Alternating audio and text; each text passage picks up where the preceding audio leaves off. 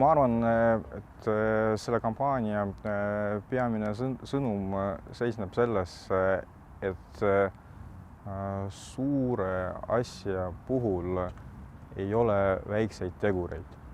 Ja ma arvan, et tänaseks kõik saavad aru, kui tähtis meie jaoks on keskkond, ökosüsteem. Ja ma arvan, et kõik enda igapäevases elus peavad ka aru saama, kui suur mõju on igal inimesel. Ja võib-olla just Läänemeri on selleks ka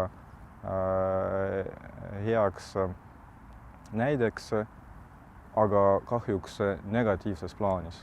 Läänemeri reostus ongi tingitud inimeste tegevustega ja kahjuks see ei ole ainult see prügi, mis tuleb laevadest, vaid see ongi tingitud iga inimese käitumisega.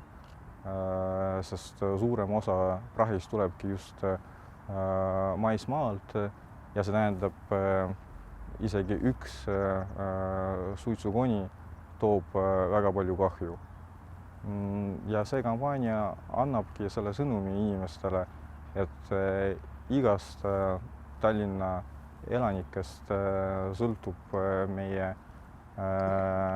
Läänemere saatus, aga ka meie keskkond suuremas plaanis ja võib-olla, mis on ka tähtis, ka meie rohelise pealinna tiitel sõltub sellest, missugune on meie mõtteviis.